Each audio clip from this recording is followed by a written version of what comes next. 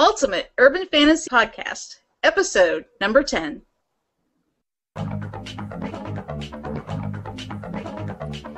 You're listening to the Ultimate Urban Fantasy Podcast. We've got all that's awesomely supernatural on TV, movies, books, games, and more.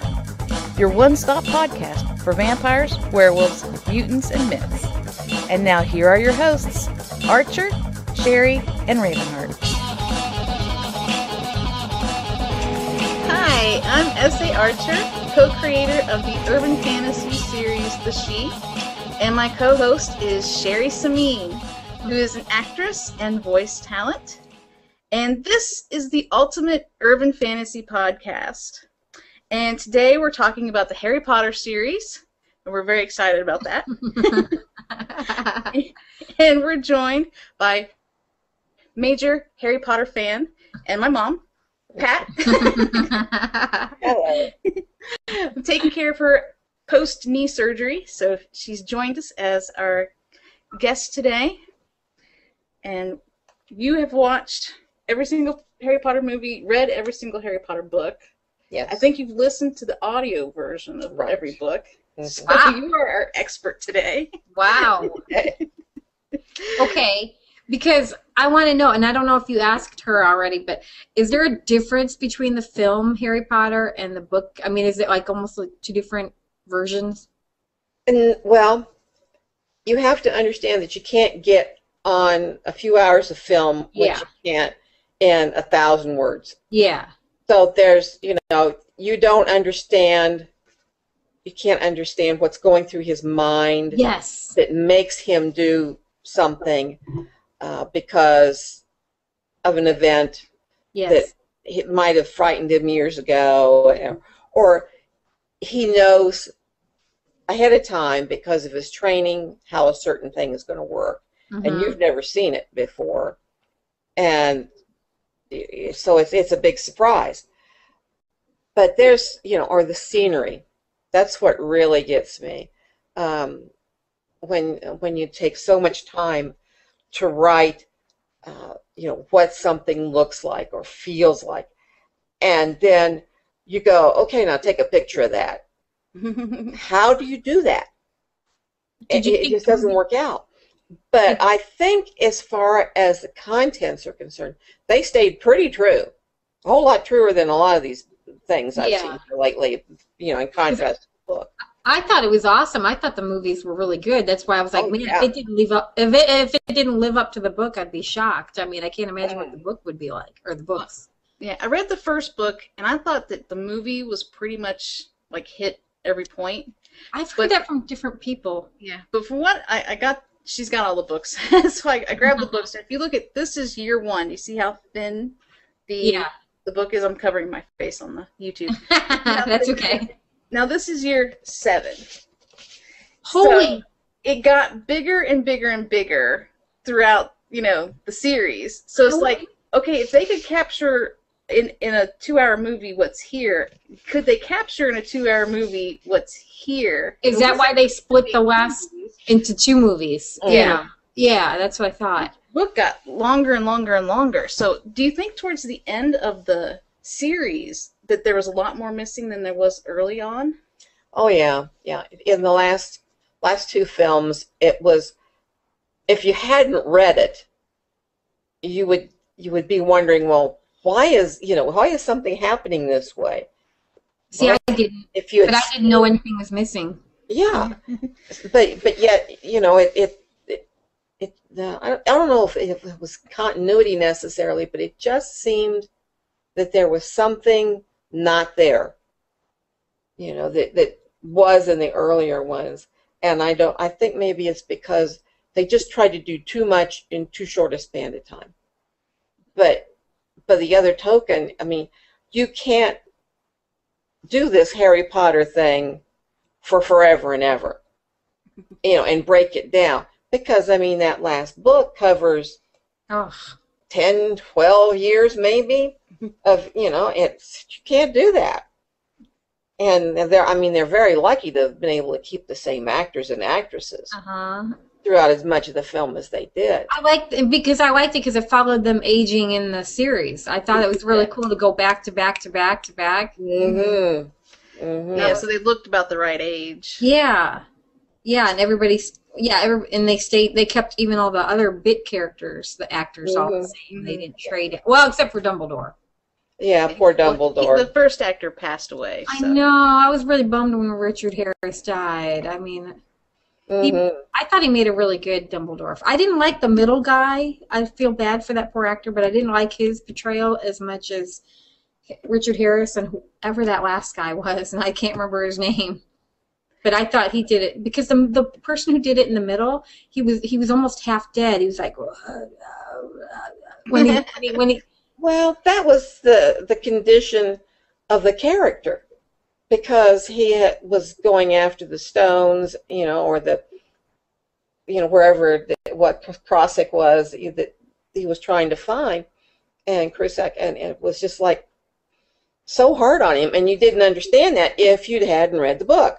Okay. Because all this time he's taking time out and going here and there and somewhere else looking. Oh, to find these things. So Dumbledore was really actively in the book doing all these things. Mm-hmm. It made it seem like he was just sitting back and letting Harry do the fate. You know what I mean? Like helping him a little bit, but more or less just hanging. Yeah, I was surprised. Like, well, just watching the movies, it's like, why is Dumbledore letting like different people do what they're doing, like in the in the Order of the Phoenix and stuff, where like the one mean lady comes and takes over. It's like he's there for supposedly he's there for most of the time that she's coming up with all these rules, and it's like you'd think he'd be aware of it, or the other teachers would be aware of all the stuff that's going on and let him know. Yeah. So like, why is he letting all this kind of stuff happen? And well, see, that's why I'm glad we have her right now, because I didn't know that about the book series, because that's what I was like, I know the book will go into so much more detail. Oh yeah, it did. And you understand, that's what I mean about understanding about why the whole purpose, how it was moving along, because he couldn't be, well, he could technically be, with a wizard, be in two different places at once, but I mean, it just worked out that he had to be physically there doing something about finding these different things. I mean, he was on the side of cliffs and going through all these icky caves and that, trying to find all this stuff that had been hidden. So, Voldemort did such a good job of it that he didn't want people to find him, to be able to, have power over him. So he had to hide these things very well. And so it really was, I'm surprised that poor Dumbledore, hung in there as long as he did. But I think a lot of people really got a horrendous shock when he did actually go off the side of the castle and die. I thought he faked it. I really thought the whole thing was faked when it happened in the film. I'm like, no, he didn't really die. This is all part of his plan. But he did like a self-sacrifice, like. Mm-hmm. So what was the point of that? He had already had it fixed up with that professor, because he was already a double agent. Snape? Yeah, Snape. Yeah. He was already a double agent that, because of his positioning in the organization, he would be nearby when Dumbledore would be captured. Mm-hmm. And the last thing in the world that he wanted was to be tortured and to get the information out of him, because he knew Voldemort was more than capable of getting the information out of him, whether he wanted to or not. And so it had to be something final, in public, that nobody could miss, that would be absolutely, yes, he is dead. I'm confused, because I always took Dumbledore as so much more powerful than Voldemort. So it's kind of weird that's why I was like, why did he even sacrifice? I felt like he didn't have to sacrifice himself. He didn't have to be there. He didn't have to put himself in that spot.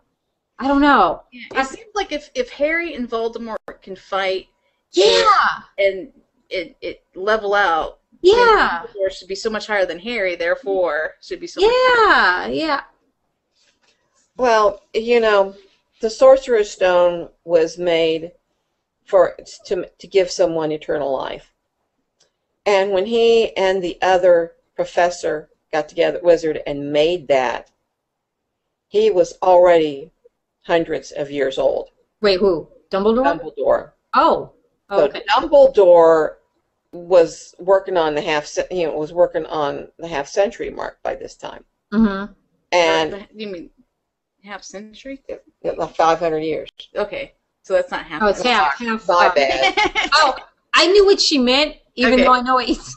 So Yeah. it's I can go 500 right there. Okay, He was pushing 500 years, and he did not want to be old and feeble, and at someone, especially like Voldemort's hands, he would just, trash him.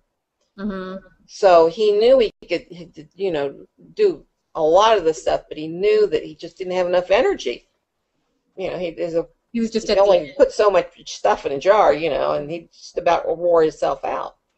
So he was pushing it, and he knew what was supposed to happen, and he knew who was supposed to take his place.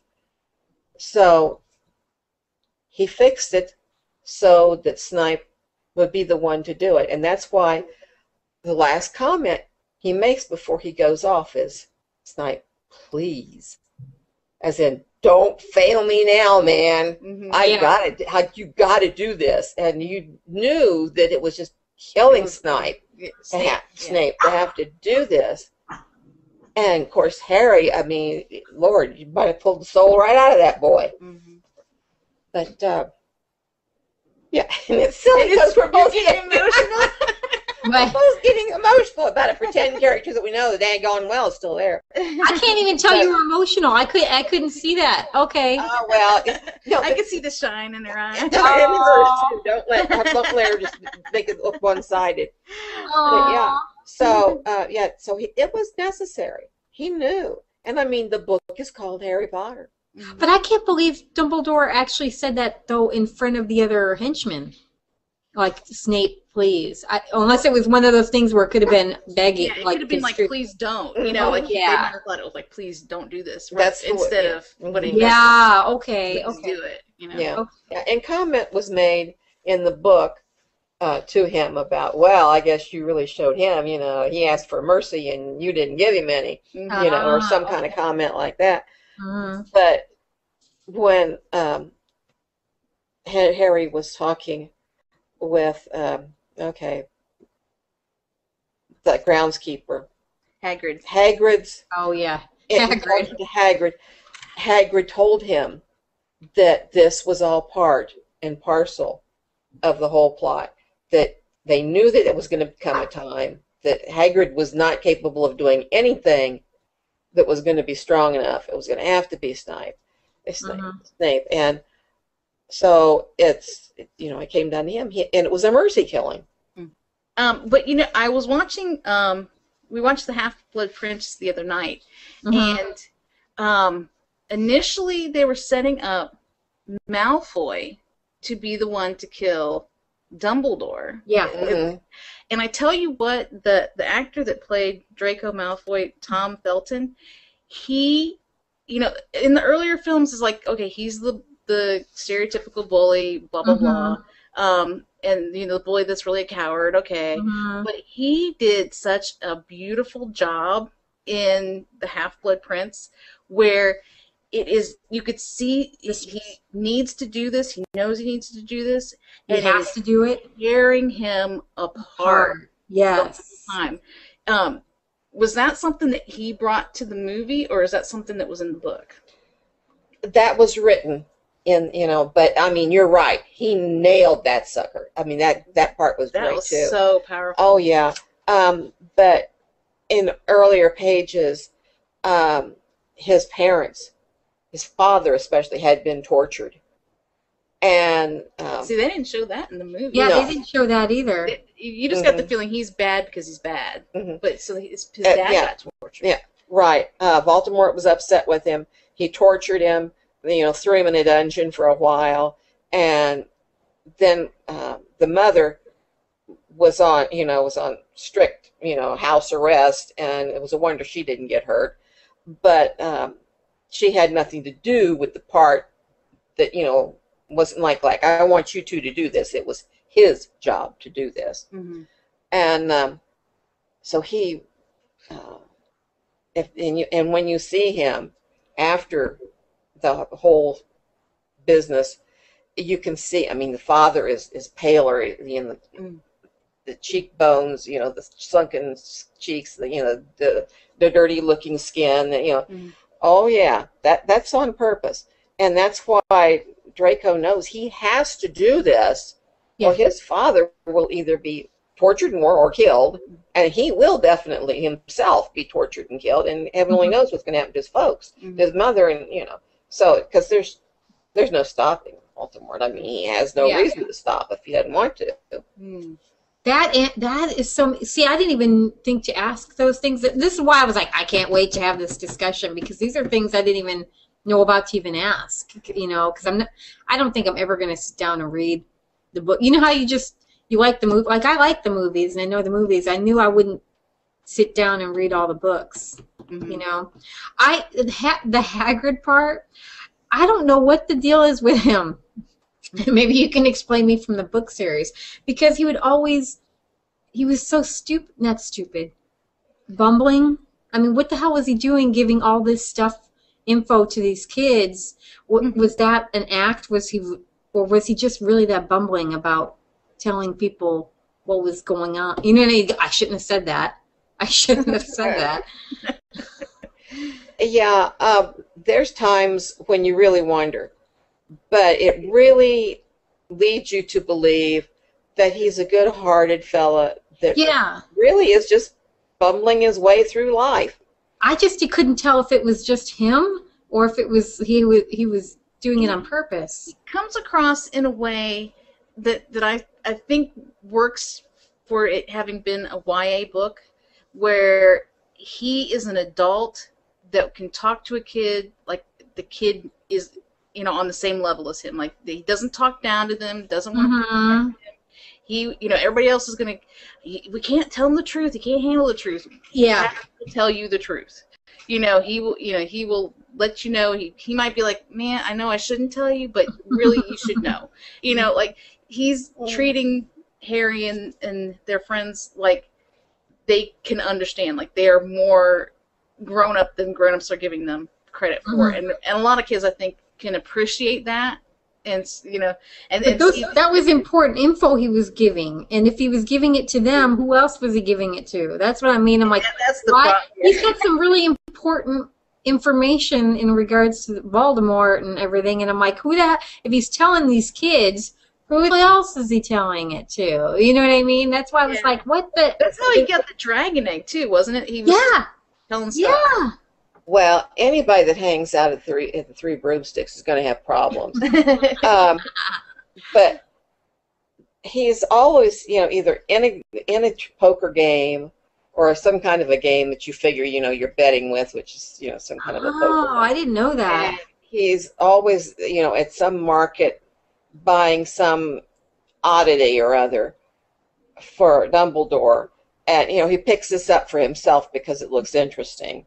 Yeah. And it's just phenomenal. And it took me a while to figure out the first time he was told about the dragon, that wasn't him. That was not Hagrid. That was actually Voldemort telling him that in disguise. And, what? Yeah, and nobody caught it. Because he didn't do that. He told him the second time. Then if you'll notice, he practically says the same thing, but it's like days later. Wait, so I'm confused. He actually, been just saying the same thing that everybody knew ahead of time, but Voldemort wanted to be sure to have him there, so he had. It was either Voldemort or it was one of the skeleton crew that that had worked with him before. and that includes, mind slip, the white-haired guy that was supposed to shoot him but didn't. Draco? Yeah, Draco? Malfoy. It might have been Malfoy's dad too, but it was definitely one of them that had told Harry the first time about the dragon, so that he would be sure to get there, and see the dragon. That was in the Goblet of Fire when they had the yeah, because they had already used the Polyjuice potion to replace one of the professors. So yeah, I can see them using the Polyjuice potion again. Did they show that in the movie though, or that's just in the book version? I think in the movie version it was. I remember them all sitting around in his. Yeah, Ron wasn't talking to Harry. Yeah. But he knew that the dragons had come because his brother had told him. Gone to school with to take the dragons. He knew the dragons had come in. So he sort of passed the news through Hermione, who didn't want to play telephone, but was pushed into it to go tell Harry so that Harry would be aware of it. I think that's how they did it in the movie, to let them know. And then he went off and he saw that it was going to be the dragon. So, but then in the book he said it was handled differently. Yeah, well, they were walking through the forest, and someone that looked like Hagrid said, you really should go and see these dragons because they look really interesting. See, I don't remember. Maybe Hagrid was there in the movie and then said, look at the dragons, now go away or something. I haven't seen Goblet of Fire. Yeah, it's too dangerous for you. What are you doing here? Get away.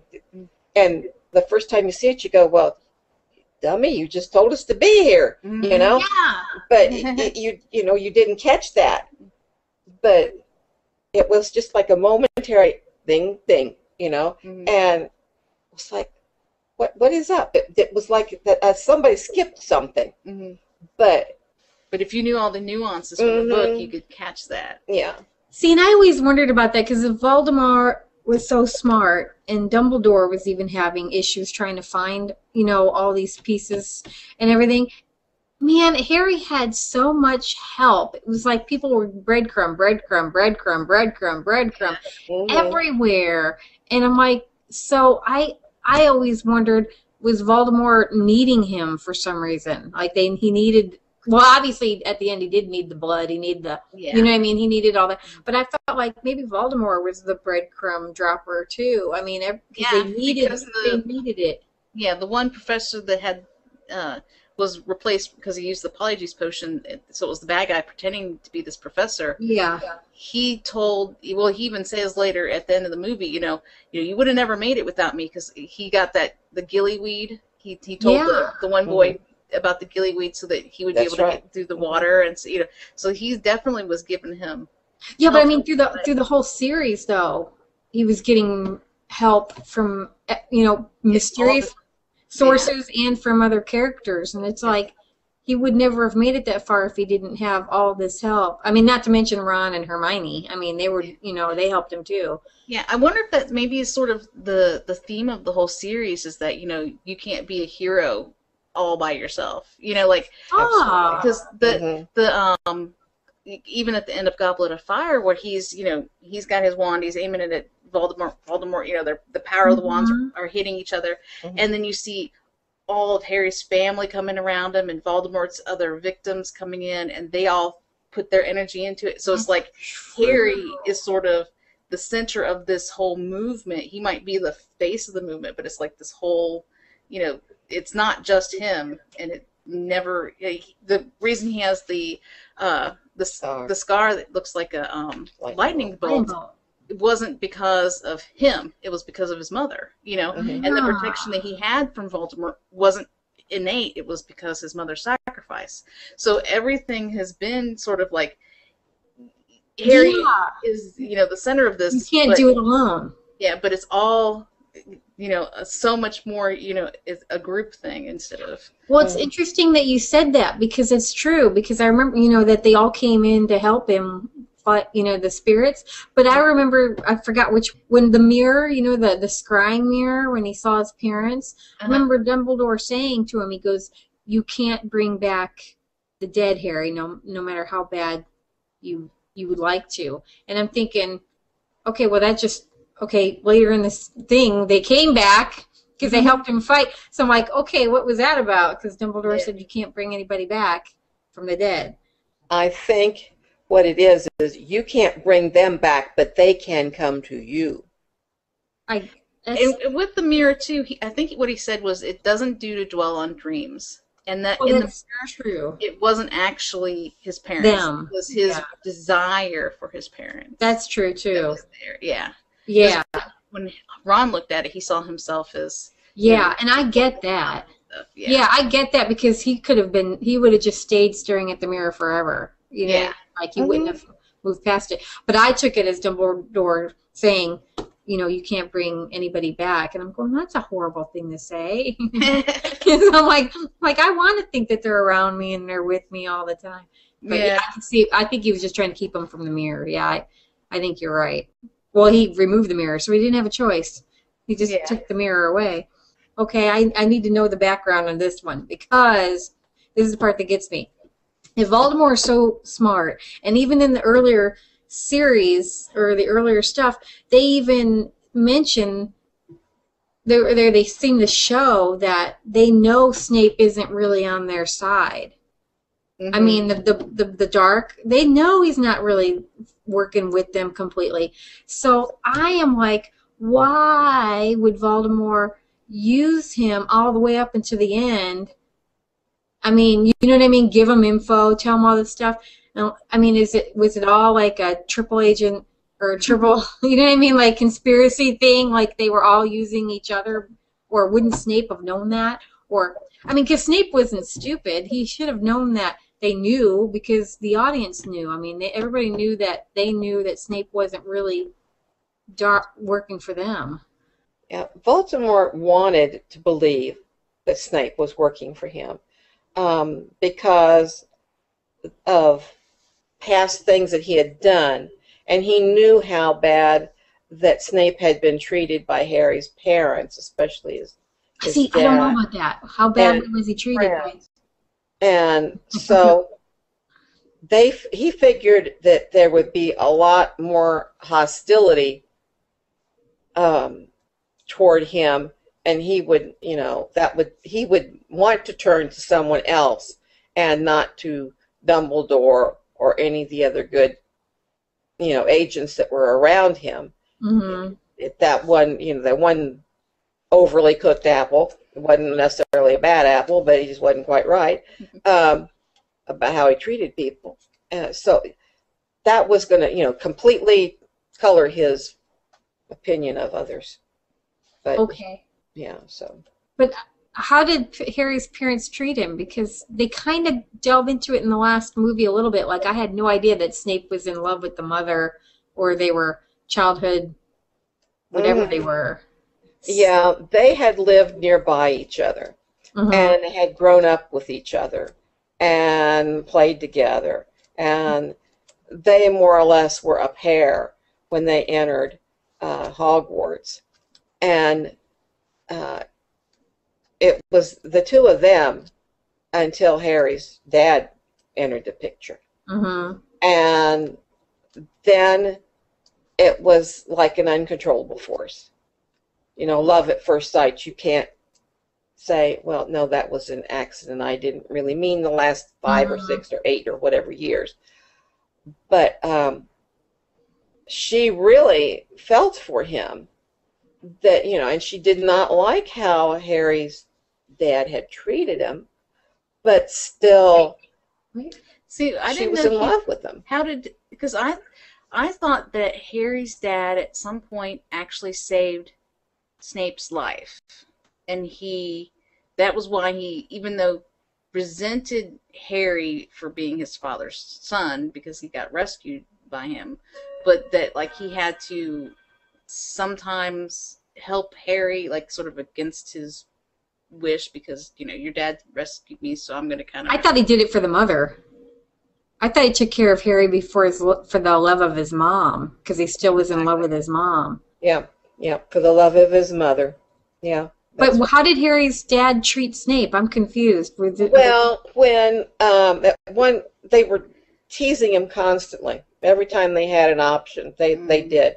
At one point, and you know, the 3 or 4 of the guys that hung together, you know, it's the same ones that were in the Order of Phoenix, they hung out together. And at one point, they caught him out in the land between the lake and the castle, and he had been talking to, which probably prompted the whole thing, to Harry's mother. Oh. And when Snape left and was headed back away from her, then these guys were headed toward him. And right now, they started teasing him and aggravating him, and they would pull things away from him. At one point, they actually turned him upside down in the air and threatened to leave him that way. Harry's dad? Yeah. Yeah. Oh my God! Harry's dad was a bully. Mm-hmm. I mean, then it makes you wonder why Snape defends Draco all those years when Draco was doing that to the other kids. You know, you'd think he'd be like, because I was bullied. Mm-hmm. You're a bully. You know, I'm gonna snatch you. Because he was sworn to protect him, I think, wasn't he?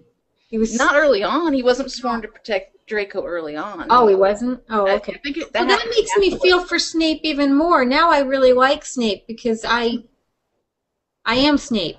I mean, you know what I mean? Like, because, you know, being picked on and everything, and he was actually a good guy. He was in the dark part, but I mean, he was a good guy. And Harry's dad was the bully and the mean. Yeah. Sometime during the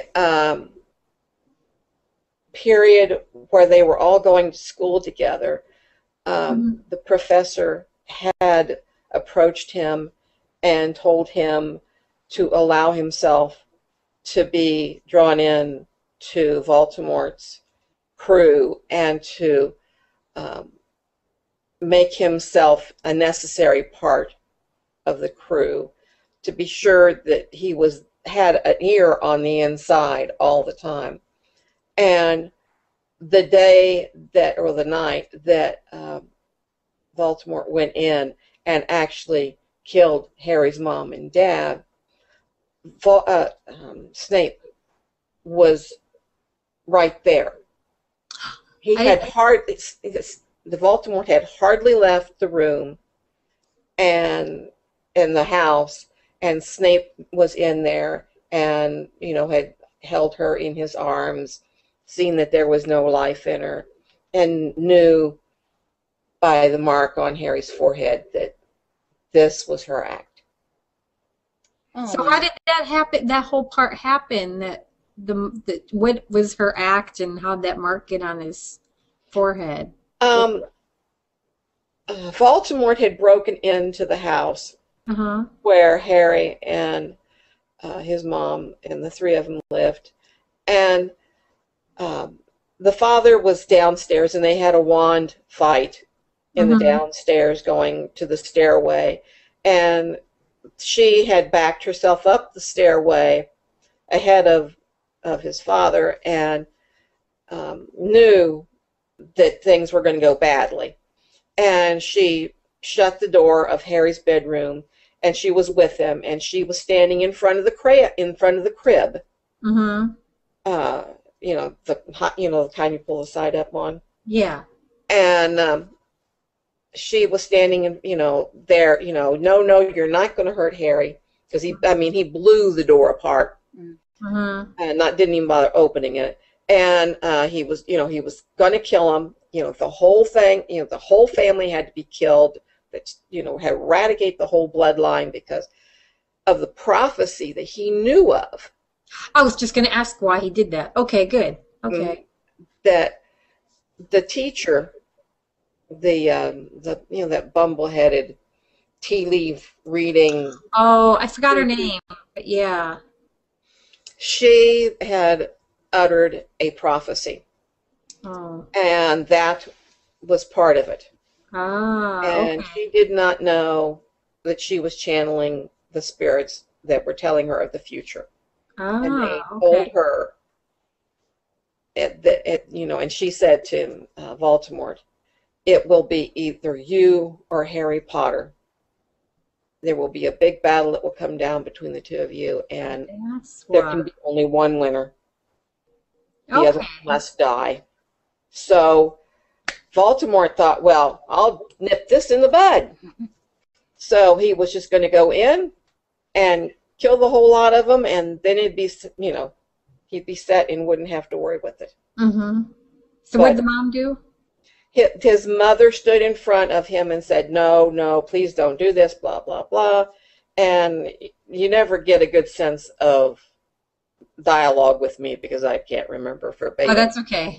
But, had pleaded for his life. And she had spoken to Harry as she shut the door and told him, I'm doing this for love of you. Don't try and remember it, but this is for you. And she backed up. Oh. It's such a silly I'm art. so sad. I'm getting sad because I didn't know any of this happened. Oh, yeah, yeah. And And so she took the deadly blow to protect her baby. oh, yes, yes. I mean, from the outside of the house, the light coming through all the windows from the blast. But how did Harry not die? I'm confused on how she took the blow, but Voldemort didn't finish Harry's in the Harry. crib. Voldemort's shooting, and she jumps in the way. Yeah, but wouldn't Voldemort just finish Harry off though? After But because she He did couldn't. that, it put like magical protection. Like her last act was to give her life in a way that put a magical protection over Harry. So every time, like when Harry tried in the very first movie, when the bad guy put his hands on Harry, he starts to like disintegrate because the magic in his very skin. so her sacrifice. Okay. Yes, was like in his skin. Mhm. I thought maybe she did some sort of spell or It might have something, or I wasn't sure how that worked out. was a last minute thing. It sounds like, but Yeah, somehow It was she not did it. premeditated because they knew sort of vaguely they knew of it, but they really didn't think that it would come to this kind of a situation, especially not when he was a baby. Mm-hmm. And so she was very highly trained and very gifted witch. Mm-hmm. And Dumbledore had even spoken about that, how she was as powerful, if not more so, than the father, because she was an innate witch, and then practiced on top of that, whereas the father wanted, had some ability, but he really worked on developing and and doing things and learning about it, where She was more she natural. she was a more natural witch. She was a natural witch, but wasn't she a muggle? No. No. Mm-mm. Well, then how? I thought she was that. The parents. The parents. Mm-hmm. Wait, wouldn't it still make her a muggle though? But if her parents were. No, because Hermione is a witch with both her parents are muggles.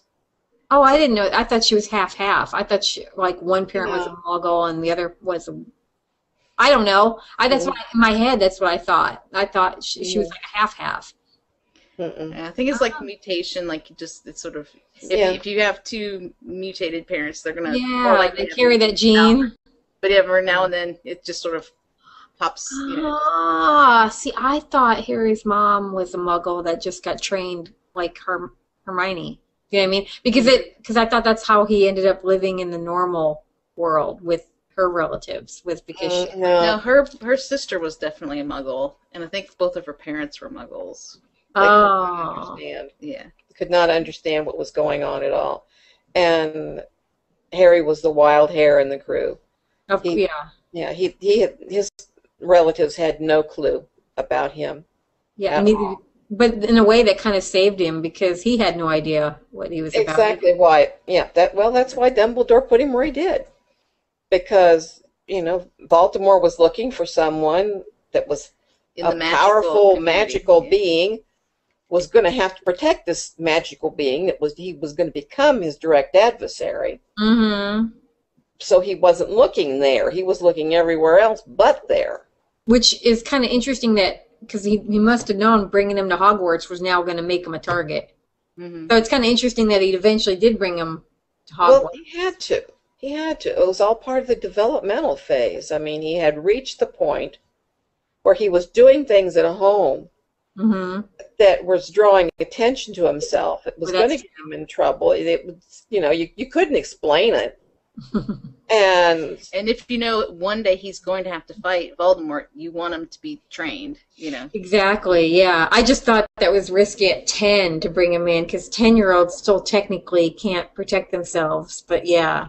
The hope, I think, was that Hogwarts is a safe place, and it gets less safe as the exactly, which I like that. But then every summer he would go back to the human world, but now it's like, oh wait, but now Voldemort knows that too.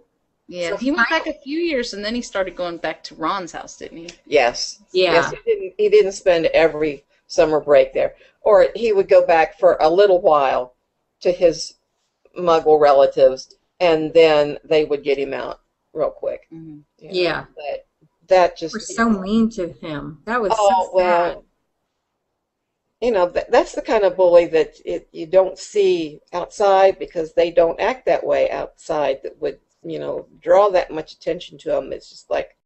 Yeah, but at home... They always want to look like the perfect family, Yes. So. But I always found the first movie so sad because of that. Like he's living under the stairs, you know what I mean? He didn't, like, when at Christmas time at Hogwarts, he's like, I got a present, and it's like, that's so sad. You know what I mean? Like the way, and what makes it sad is that's not just a character in a book, that there are some kids treated like that. That's what makes it sad to me. Oh yeah, yeah. It touches reality on a lot of different points. Yeah. So I have a question. Watching the movies now. They had 4 different directors. I looked this up. They started off with Chris Columbus, and he wanted to present the Harry Potter series, like he called it Golden Storybook. And he did Sorcerer's Stone and Chamber of Secrets. Chamber of Secrets was already a little bit darker, I think, than Sorcerer's Stone. I like the way they got darker and darker and darker. Yeah, and then in Prisoner of Azkaban, Alfonso, I don't know how to pronounce his last name, Curion. He said that he used the desaturated palette, so it was a little bit, the colors weren't as vibrant, and that he expanded the landscape around Hogwarts, which I did like that in the movie, where you get to see more of the grounds, and yes, it's not so much soundstage feeling; it feels like this is an actual real place. So he went, with that, and then by the time we get to Goblet of Fire, Mike Newell directed that, and he said he was going sort of for a paranoid thriller kind of a concept. So already we've gone from Golden Storybook to paranoid thriller. Oh yeah. And then you have David Yates, who did Order of the Phoenix, Half-Blood Prince, and both Deathly Hallows, who tried to do the mixture of Jeopardy and cinematic, and tried to he said he tried to pull everything back together from the, from what Chris Columbus did through.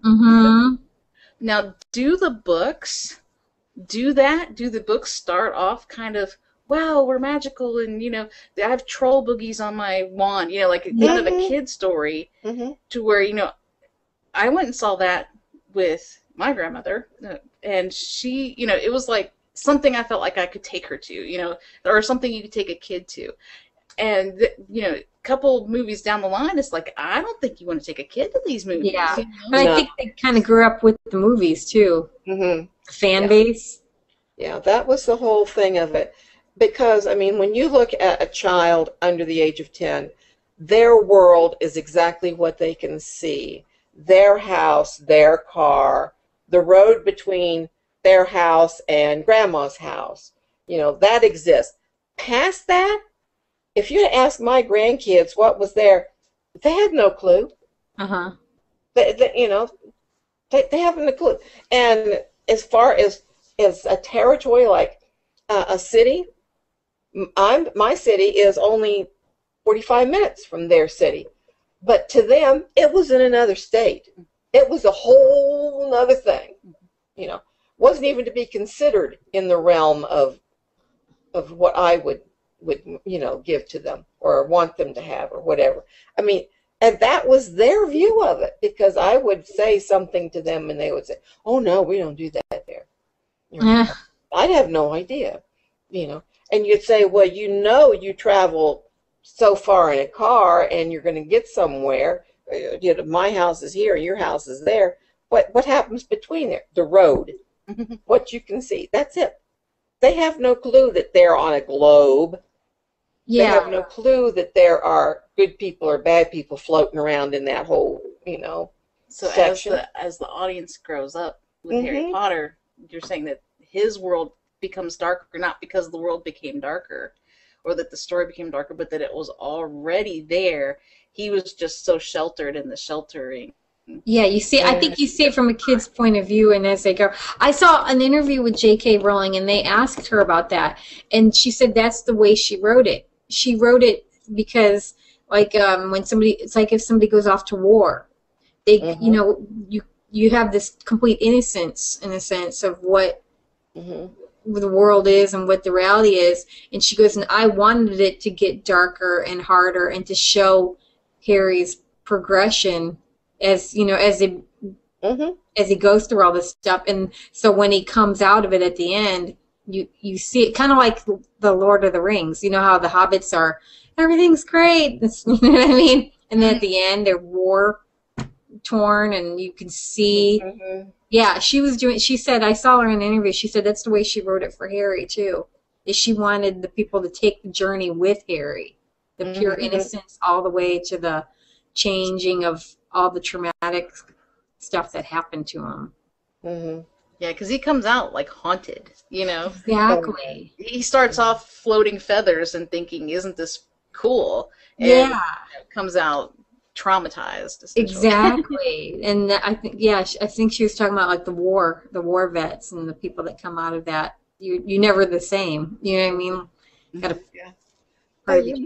At the very end of the book, too, when they're all standing there at the railway station watching their own kids get on the train. That was so sweet. To Hogwarts. In the book, it was handled so much more complexly that, okay, tell me.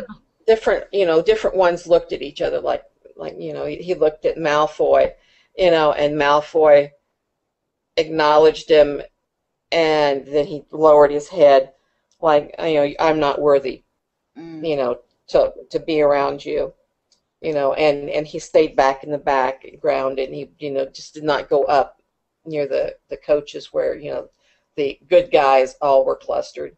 And Harry and Hermione and Jenny and Ron were all standing around, the four of them being parents, and Ron's little girl, I think it was a little girl, looked up at him and said, "Oh, why is everybody staring at us?" And Ron straightened up and straightened himself, and he goes, "That's because they're looking at your good-looking father."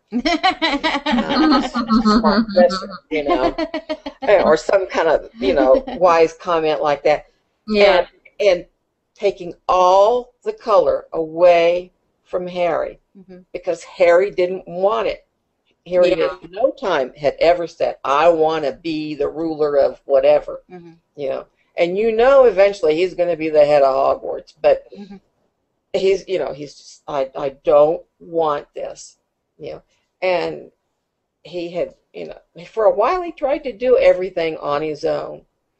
And then after enough times of Hermione telling him, "This is our job too. We're all in danger too. It's not just you. It's everyone that's good, that has a heart, that, does not want, Voldemort ruling us forever and, tearing up the world in the process." And so you got the idea that it's, yes, Harry, like you said earlier, Harry is the center, but he's not the only one that's out there. He's being supported by a wide staff of people that he knows he can call on immediately, that's got the background to go, okay, we're going to do this. Because I tell you what, in the series, if it wasn't for Ron's dad, Mm-hmm. Ron's dad does Oh my gosh.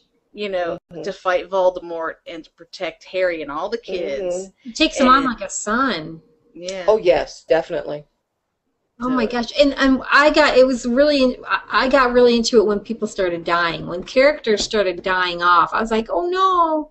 I mean, when she was purposely, like Ron's brother, I was like, oh no. I mean, I felt like I had lost. Oh yeah. You know what I mean? But I know she did that on purpose too. She wanted specific, like when Dumbledore, when he died, I was still waiting. I was like in complete denial. Like he's going to show back up by the end of the movie. I just know this is all fake. I was in complete denial that he really died. And it wasn't until the movie after that I went, oh my God, he really died. I mean, you know what I mean? Oh, yeah, you really are. I mean, because you figured Dumbledore can do everything. Yeah. How do you win now? They're going to have figured out something to, get around this. But in almost every other movie, at the end, Harry's like, so what happened? And then Dumbledore tells him, well, this is what really happened. And he's like, oh, okay. So you kind of expected Dumbledore, like you said, at the end, for Harry to go, wow, I really thought you'd been killed, and have Dumbledore go, oh, no, this. And that's and that's what made Snape's death even harder for me, because they let you know what led up to that.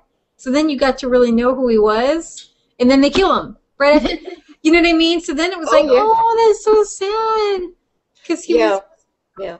Well, he knew, I mean, from day one, you can't work for Voldemort and not think that you are totally expendable. That's true.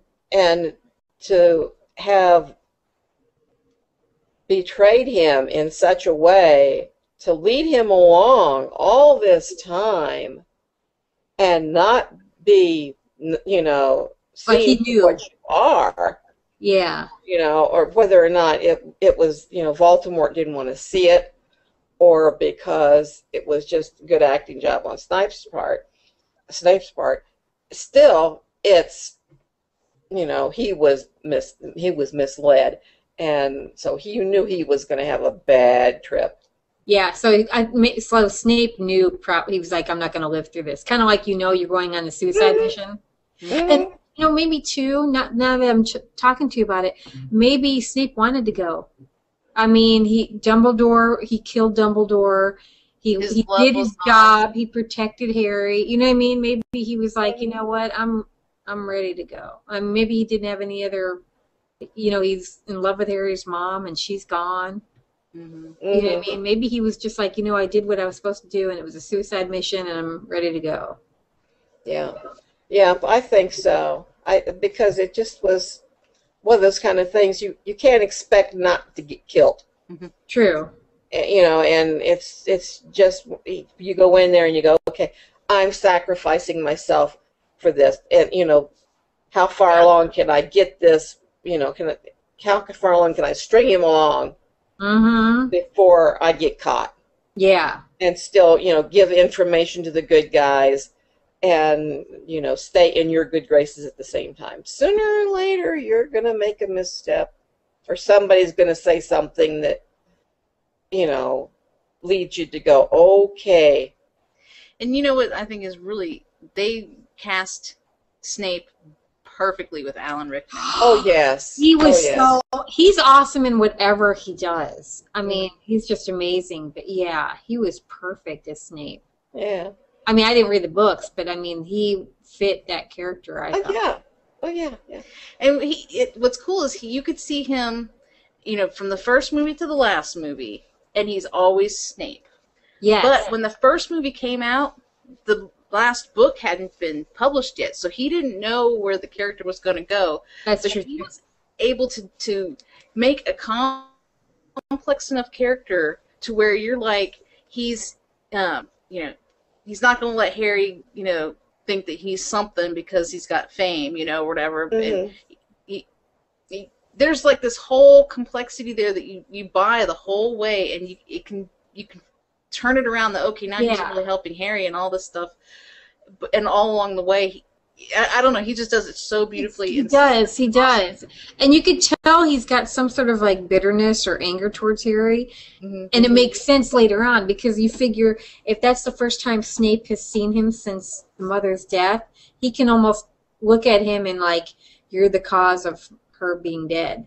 Well, you know what I mean? Like if it wasn't for you and you're half of James on top of it, like maybe he did have some resentment and bitterness towards Harry in the beginning. You know what I mean? Yeah. Well, Harry had her eyes. How many times did people say that in that? Right. So, but yeah, back to that actor you were talking about. Alan Rickman? Alan Rickman did an interview, and he said, I always play the characters that I want him to have a different way of getting to the same point as everyone else would. He doesn't want to take a direct, aggressive thing. Mm. He goes, and surprises you at every time. I saw an interview with him too, where they were like, you play these bad guys and you play them brilliantly. What's your secret? And he's like, I don't play bad guys. I play people with goals. Mm-hmm. Yeah. Who just happen to be willing to do things to get to that goal that maybe, other people might think are morally questionable, but they can justify to themselves. Yeah. So, like, he played the bad guy in, like, the Robin Hood movie. Oh, yeah. Costner, and he played the bad guy in Die Hard, yeah. And he's not your typical bad guy, So. You know what he was told originally when he went into acting? He would never make it because his voice was, he was told that something about his voice and he didn't have the right voice and he would never make it as an actor. Isn't that, that's why I'm like, you can only listen to some. You know the movie I do? He's done so much stuff, Alan Rickman, but one of the favorite things that I like, Galaxy Quest. Have you ever seen that? It was made 10. Yeah. Was he not the best in that? I love that. Yeah. That whole movie, I can watch that even now. But also I was watching Jerry O'Connell. I don't know if do you know him? Yeah, I love him. Okay. He was in a play recently, like in the last 6-8 months with Alan Rickman. And he goes, here I am thinking, I'm a good actor. I've acted in some movies. And Jerry O'Connell, this is him talking. He's like, and so I'm like, I'm okay. And they were in the middle of a performance. And, every night's different. You never know what's going to, somebody might forget a line. But he's like, something happened during when he was on stage with Alan Rickman. Something happened. And Jerry O'Connell was like, he said something wrong or he missed a line. And so Jerry's like, so immediately I'm in my head. He goes, I'm sitting there thinking about it. Why did I mess up? You know what I mean? All this kind of stuff. He goes, I went through the motions and did the rest of the scene. And then they left. And Alan Rickman's like, when they were off stage, he was like, what the hell was that? Because Alan Rickman could tell. And he was like, well, I messed up that line. And he goes, I couldn't get past it. And Alan Rickman's like, look, you can't do that. If you mess up a line, you just keep moving forward. He goes, you're not that good of an actor. He goes, I am. He goes, I can mess up a line and still be in my head and still give a great performance, but you can't. So you just have to keep moving forward and be in the scene. But I thought that was so funny when Jerry O'Connell told that story. You're not that good. I'll tell you, you get these people that are trained on the English stage, and boy, they have a whole different retinue of tricks to pull out of their hat than the Americans do. They do. That's why I think they hire mainly Australian and British actors, because they're training and they're so much better. They're just so much better actors than American actors are. I admit it. I admit it. Because you'll even see a lot of, they'll play Americans better than Americans can play Australian or British. The British and the Australian actors can play it all. Yeah, they can just drop that accent right out. Yes, and they can play American. Like it doesn't matter now, but it's some show, and oh well. I didn't even know he was Australian until I heard him talk off character. I was like, what? Mhm. But I forgot. But I don't know where we were left off on Harry Potter. We were talking about Alan Rickman, but I love him. We could do an hour on just Alan Rickman. I just love him. Well, we were talking about the characters and how come Snape had originally gotten upset with Harry and followed through and been able to do this double agent thing and died. So what do you guys think about the young characters, though? Daniel Radcliffe, Rupert Grint, and Emma Watson are young Harry, Ron, and Hermione. Excellent. Do you think now that Harry Potter's over that they can Look at Daniel Radcliffe. I mean, my God, he's already been on Broadway several times. I mean, I think he's going. Even if he doesn't make another film, he's got a theatrical life happening. I mean, the first thing he did after Harry Potter was go nude on stage in Broadway. The last movie wasn't even out before he did that. Yeah. Oh, okay. But he was going to ruin the movie because people, are thinking Harry is all this good, sweet thing, and there he is naked up on stage. I thought that was an awesome move because break that. Yeah. Yeah, but I mean, most of the people showing up just want to see Harry Potter naked. They're not there. You know what I mean? You know that they're there just not the same crowd. They're not there to see the play. So I thought that was so ballsy. I mean, I thought that was really awesome of him to do because I know I couldn't do that. To know people are coming just to see you naked, not just to see the whole content of the play and everything. It's just that's what they were doing. So I thought that was awesome that they did that. Yeah. And Emma Watson, I think she might get the part of 50 Shades of Grey in the film. Oh my gosh. Wow. That's what I heard. That's supposedly the rumor. She's up for that. She's the one to beat for that. Yeah. So I guess they're all, I don't know why they always feel like, okay, I need to break this child actor thing and go nude. You know what I mean? I don't know why they all do that. A bad person somehow for a few weeks. Like we were talking on the Lost Girl, it's either go nude or go gay. You got I don't know what it's almost to the point where it's like that doesn't even work anymore because everybody does it. It's like if everybody's doing it, to me it loses the whole point of doing it in the first place if everybody's doing it. Right. You're not breaking out if everybody's going that direction. Exactly. If everybody's doing it, now you're just like everybody else. I mean, it's like I prefer the women that haven't done a nude scene because they don't feel they have to. Right. Yeah. Yeah. So, I don't know about Rupert Grint though. I haven't seen him in anything or heard of anything. He's got to be working. I just don't. Nothing mainstream. I would have think that if their parents invested right, they never would have to work again. Even just residuals. Oh my gosh! For the rest of their life, they're going to get a check. You know what I mean? Constantly. And what's cute is you see them from the beginning of the movie, like the first film, to the last. They're acting just. I mean, it's crazy. When you see Emma Watson, because she never acted before. And you can see it in the first one, but there was a kind of cute innocence about that. You know what I mean? Like it fit the character that she was she wasn't an actor playing a little girl. She was a little girl. Mm-hmm. You know what I mean? Like it worked, but they grew so much as actors in that whole series. It's amazing. Mm-hmm. Yeah, they did, and they stayed so well grounded, the whole lot of them. That I don't know how they did that, but that's awesome.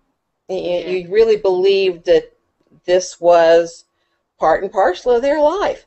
That was just the way they grew up. And it's phenomenal to think that, they put up with all the fans and the paparazzi and all the, the money and different things that, you used to be able to do that you simply can't because, you're getting mobbed over it if you did. Mm-hmm. And so, it's surprising that it happened as well as it did. But I know for all of them, not just one, but all of them. Yeah. They just had good people. They were lucky enough to have good family and good friends, and that kept them grounded. Yeah. So weird. Well, let's wrap up the podcast. Yeah. I got somebody in the wing over here. Okay. And I keep noticing Mom moving her knee. I think she might need to reposition. Oh, okay. Before we close, I wanted to remind everybody that we're on iTunes, and they can go and rate us and review us on iTunes, especially if they like us. That would be great. Especially those people. Yeah, so let us know what you think. You can comment on the website at ultimateurbanfantasy.com and let us know what you think. We've been getting comments on the site. They've all been spam comments, and I've been deleting them as they come. Oh, snap! But I'm hoping for some actual listener comments. Okay. And so far, we've just now recorded the 10th episode, so that's exciting for me. It's a little, milestone for us. Mm-hmm. We just put up the 5th episode on the website. So far, Lost Girl is by far leading the pack of what people have liked. So yes, we might have to visit Lost Girl again. And I want to talk about Grimm again soon, because I just watched the 2 newest episodes. I've been watching them too. And every minute I'm going, I can't wait to talk about that. And, oh my goodness, I can't believe they just did that. So yes, we have to do Grimm again soon. Yeah, because they did stuff that we talked about before we even knew any of that. Yeah. So we will talk again soon. And thank you, Pat, for joining us and talking Harry Potter with us. Thank you. And being a good sport. You're welcome. Thank you. We'll talk to you guys next time. You've been listening to the Ultimate Urban Fantasy Podcast. Find us on the web at ultimateurbanfantasy.com. Make sure you sign up for the mailing list for updates and goodies. And hook up with us on Twitter, Facebook, Google+, and YouTube. You can find out more about Archer and Ravenheart's The She series at shetouch.com. That's SIDHETOUCH.com. See you next time!